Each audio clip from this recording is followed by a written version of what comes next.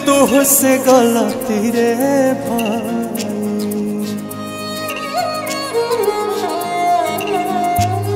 एक तो समय आ गई तुझे तुझसे गलती रे भाई। और सजनी रे तीसरे चुनरिया तो हर माइल रे। और सजनी रे तीसरे चुनरिया तो हर माइल रे।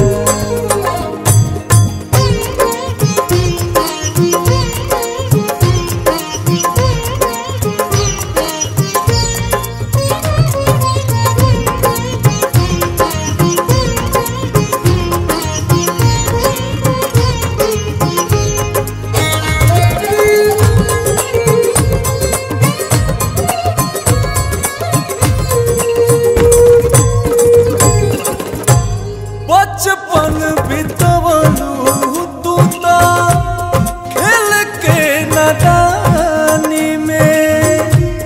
हमके भुलाई गईलू जोशिया जवानी में। मेरे सैया शरण तेरी सुनो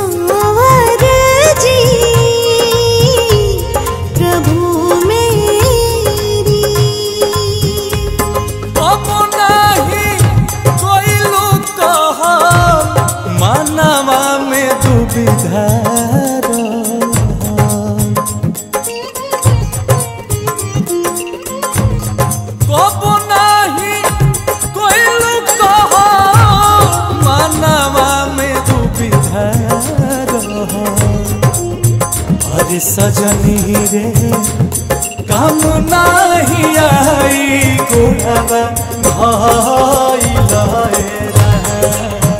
और सजनी रे तीसरे चुनरिया तो हर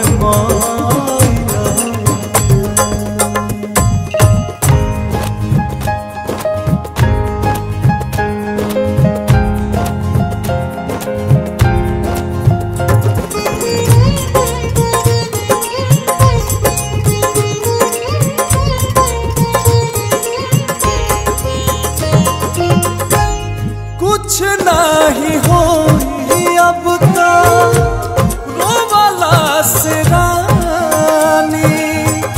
बाप के गठरिया तोहार कहता कहानी। मेरे राजा रहम करना शरण मुझे रखना। लाख 84 कब फिर जाना मोहनी। लाख 84 कब फिर जाना मोहनी। अरे सजनी रे चली ना बहाना कमनो कइला। अरे सजनी रे तीसरे चुनरिया तो हर